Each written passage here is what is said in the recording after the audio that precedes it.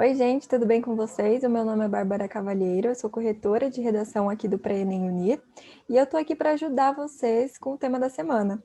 Então, eu gosto muito desse tema, eu acho que é muito legal porque dá para abranger várias áreas do conhecimento, dá para trazer filósofo, música, fatos que já aconteceram, fotos, dá para trazer uma infinidade de coisas e eu vou tentar ajudar vocês um pouquinho com isso. Já fiquei sabendo, tem gente que achou um pouco difícil esse tema, mas eu acho que dá para trabalhar muito bem ele. Então, eu preparei aqui uma apresentação em slide que eu vou mostrar para vocês.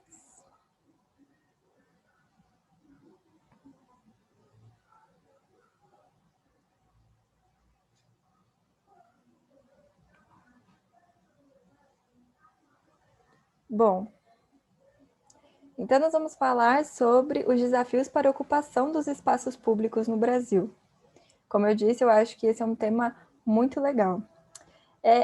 Antes disso, eu queria falar uma coisa, né? Quando a gente está no processo de escrever uma redação, às vezes vem muita ideia, mas às vezes não vem ideia nenhuma. Eu entendo vocês perfeitamente. A dica que eu gosto de dar é que na hora da prova, você tire pelo menos uns 10 minutos para ler os textos de apoio. Uma, duas, três vezes se necessário. Grife aquilo que você achar mais relevante, porque a gente pode sim colocar informações que estejam nos textos motivadores na nossa redação. A gente só não pode copiar, né, integralmente. Mas principalmente dados estatísticos, a gente pode colocar sim. Ainda mais quando a gente não está lembrando de nada, ou a gente acha que essa informação ela vai acrescentar para deixar o nosso argumento melhor. Depois disso, a gente precisa ter um tempo para escrever tudo aquilo que a gente lembra sobre o tema. Então, você pega um canto da sua prova e escreve tudo o que você lembrar sobre aquilo, mesmo que você não vá necessariamente usar aquilo na sua redação. Mas, de qualquer forma, se você for escrevendo aquilo que você lembra, isso vai te ajudar demais e você vai começar a lembrar de mais coisas.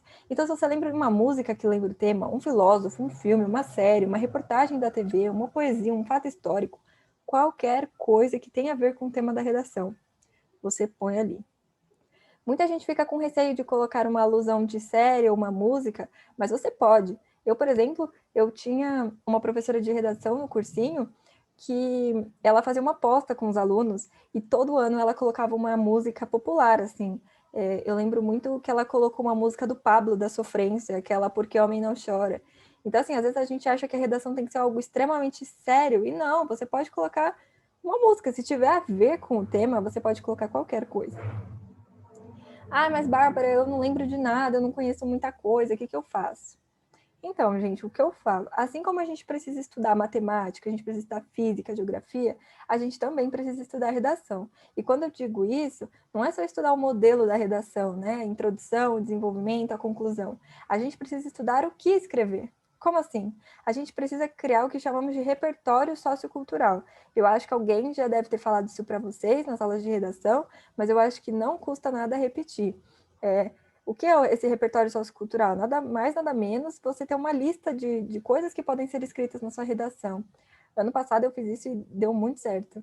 Eu peguei uma folha de sulfite e tudo que eu ia estudando, ou vendo por aí que poderia ser usado na redação, né, para colocar como argumentação, para colocar como alusão, eu ia escrevendo. Então, por exemplo, uma vez eu assisti no YouTube um documentário, muito bom inclusive, sobre gravidez na adolescência. Ele chama Meninas, Gravidez na Adolescência. E eu achei muito bacana esse documentário. Eu sabia que eu poderia usar em alguma redação, em algum momento. Então, o que eu fazia? Eu escrevi o nome do documentário, onde eu assisti, se foi no YouTube, Netflix, enfim, em qualquer lugar. E eu resumia aquele documentário, aquele filme, filmes ganhadores de Oscar, às vezes eu resolvi assistir. Qualquer coisa. Eu resumia em poucas linhas, algo que eu poderia ler a qualquer momento e eu iria lembrar do que eu assisti. Pronto. Assim eu estava construindo o meu repertório. Aí eu comecei a caçar um monte de documentário na internet sobre vários assuntos, eu anotava tudo. Também eu anotava fatos históricos que eu acreditava serem relevantes, que eu achava que poderiam ser utilizados, por exemplo, revolta da vacina. A gente pode usar para várias coisas, né? E muitos filósofos também. Para vocês terem uma noção, eu tenho tanto amor pelas minhas folhas de repertório, as minhas folhas de sulfite, que eu ainda não consegui jogar fora. Passei na faculdade, eu ainda guardo com muito carinho, porque foi um ano inteiro escrevendo coisas, né? Ah, Bárbara, tá tarde, porque o Enem tá aí. Não, não tá. Ainda dá para fazer. né? Mas é isso, se eu tenho uma dica para vocês é essa, porque na hora da prova não vai surgir ideia de alusão, de música, de qualquer coisa, se você não se preparou para isso. Se toda vez que você for escrever uma redação aqui no nosso cursinho, você for pesquisando e anotando o repertório, quando a gente chega na prova do Enem, a gente tem muito material. E aí, o que eu fazia um dia antes da prova, ou na manhã da prova? Tudo bem, eu sei que tem gente que não gosta na manhã da prova, ficar lendo coisas e tal, mas pelo menos um dia antes da prova, eu ia lendo as minhas folhas de sulfite. Eu juro para vocês que se vocês fizerem isso direitinho, o repertório não vai abandonar vocês. Vocês vão lembrar de alguma coisa legal para colocar na prova. Mas é isso, tem que ir construindo esse repertório. Então, é isso que eu falo para minha para a menina que eu corrijo a redação, a Aline. Um beijo, Aline. Você tem que ir pesquisando. Não é porque, na hora da prova eu não vou pesquisar. Mas você tem que ir pesquisando porque isso vai acumulando o repertório sociocultural. Na hora da prova, você não vai poder pesquisar, mas você vai poder lembrar de tudo aquilo que você já pesquisou. Então, eu fazia muito isso e deu certo, e eu tenho certeza que vai dar certo para vocês. Mas agora, sem enrolação, vamos para o tema de hoje. Vou ajudar vocês a juntar um pouquinho de coisa para o seu repertório sociocultural, que pode ser usado para esse tema, não só para esse tema, mas para outros também. Então vamos lá, os desafios para a ocupação dos espaços públicos no Brasil. Então a gente vai começar falando sobre cidades, certo? Cidade, o que é uma cidade? É uma área que possui uma função social e que reflete a maneira de organização de uma sociedade. A cidade perde a sua vida e dinâmica em função das atividades econômicas e políticas. Já os locais públicos podem ser vistos como ambientes de interação e desenvolvimento social. Lembrando que os espaços públicos são todos os ambientes abertos, né? Ruas, calçadas, praças, jardins, parques, e os ambientes fechados como bibliotecas públicas e museus públicos. O que eu quero dizer com tudo isso? A nossa rotina ela é muito apressada. Às vezes parece que a gente, todos os dias, fica indo de um espaço fechado para o outro, né? Então a gente vai da escola para o trabalho, para casa, para a academia, para o shopping. E assim, as ruas da cidade, que são os espaços públicos, eles são apenas locais de passagem, né? A gente passa todo dia por eles, mas a gente não usa esses espaços. Como eu disse, a cidade reflete a maneira de organização de uma sociedade. Então, se a nossa sociedade é organizada de uma forma que a gente não usa os espaços públicos, esses espaços não vão ser desenvolvidos. A gente precisa mostrar que estamos dispostos a utilizá-los. Mas por que será que não usamos tanto esses espaços, né? De acordo com uma pesquisa que está nos textos motivadores da redação dessa semana, 43% dos entrevistados não visitam parques urbanos por problemas de infraestrutura, principalmente falta de segurança. Com essa pesquisa, a gente pode ver que a violência urbana é uma das causas da gente não passar tanto tempo nos espaços públicos. Isso pode ser usado como argumento do porquê é um desafio ocupar esses espaços.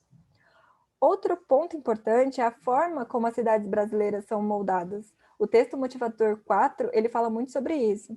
As cidades são formadas a partir do que a classe dominante quer, e ela sempre vai priorizar os espaços privados. Por quê? Porque nos espaços privados nem todos podem entrar. Assim, a elite continua elite e vive só com a elite, frequenta espaços da elite. Vocês são mais novos, vocês estão no terceiro ano, né? Então, eu não sei se vocês lembram disso, mas por volta de 2014, em grandes cidades como São Paulo, Rio de Janeiro, teve um movimento conhecido como Rolezinho. Eu sou de São Paulo, então eu acompanhei bem de perto esse movimento, que consiste em basicamente adolescentes de classe média baixa ou baixa renda, que marcavam pela internet de se encontrar em shoppings da cidade. Mas não eram 3 ou 4 adolescentes, eram 50 ou mais, como vocês podem ver na primeira foto. Era absurdo, era muita gente no mesmo lugar. E eles se reuniam marcavam tudo pela internet, Facebook, enfim, e se encontravam no shopping, principalmente shoppings de médio e alto padrão. E isso irrita a elite, né? A partir do momento que você tem esse confronto, na verdade, vira um confronto, né? Porque você tem o pobre e o rico frequentando os mesmos espaços. E isso afeta a elite não gosta, né?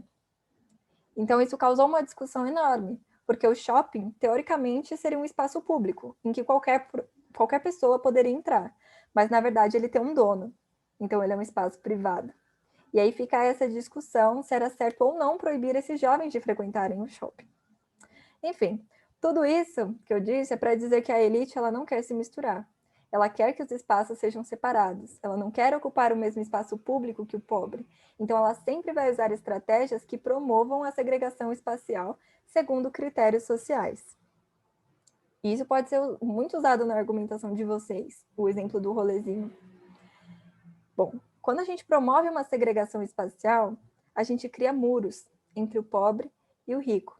A gente cria uma marginalização e uma repulsão, né? Aquilo que eu disse, a repulsão dos indivíduos no espaço público. Quando o rico e o pobre frequentam o mesmo espaço público, tem uma repulsão, porque eles são muito diferentes. Então, nisso a gente tem a formação de enclaves fortificados. Eu acho que o maior exemplo disso é essa foto, que é super famosa, que mostra o Morumbi, do lado direito, que é um bairro nobre da cidade de São Paulo, e do lado esquerdo, a comunidade de Paraisópolis. Vocês podem ver. São dois espaços grudados, mas totalmente diferentes. Eles têm infraestruturas diferentes, realidades sociais diferentes, e por mais que existam lugares públicos nesses bairros, eles são separados. O Morumbi tem seus espaços públicos e Paraisópolis tem seus espaços públicos. As pessoas desses dois lugares, elas não compartilham esses espaços. Por quê? Porque eles criam enclaves fortificados. O rico colocou um muro ali no meio e falou: daqui ninguém passa. Aqui eu tenho minha riqueza, eu tenho os meus espaços públicos, o meu espaço privado, e você não vai invadir, você não vai ocupar, é meu. E do outro lado do muro fica Paraisópolis, que é uma área, como vocês podem ver, bem mais abandonada e diferente, né, do Morumbi. E é isso que acontece, as pessoas desses lugares não compartilham esses espaços, eles ficam totalmente separados, apesar de estarem um do lado do outro. Isso me faz lembrar uma música chamada Muros e Grades, dos Engenheiros do Havaí, que fala: nas grandes cidades de um país tão irreal, os muros e as grades nos protegem do nosso próprio mal. Então, tá vendo? Um exemplo de uma música que a gente pode usar. A gente também pode pensar um pouco, por exemplo, sobre a ideia de cidade na antiguidade, para compor a nossa redação. Isso ajuda na argumentação, ou você pode começar falando na sua introdução, para fazer uma contextualização, mostrar aquilo que você está falando, para depois mostrar o seu problema, né? O problema que você vai desenvolver. Então, por exemplo, em Atenas, na Grécia Antiga, a polis tinha chamada Ágora, que era um lugar público, que tinha como objetivo desenvolver e promover a cidadania. A gente também pode pensar em filósofos que falam sobre a cidade. O filósofo Aristóteles, ele diz que a cidade é importante porque é nela que se expressa a condição política e social do ser humano. Porque todos esses filósofos que eu vou mostrar, eles falam sobre como a gente tem que ocupar o espaço público, como é importante que a cidade tenha espaços públicos, porque é no espaço público que a gente mostra quem a gente é política, é política. Você fazer uma manifestação, você poder fazer a sua arte, você poder vender alguma coisa, né? É no espaço público que a gente expressa a nossa condição política e social. Émile Durkheim, um francês, criador da sociologia da educação, diz que a principal função do professor é formar cidadãos capazes de contribuir para a harmonia social. Formar um cidadão que toma parte do espaço público.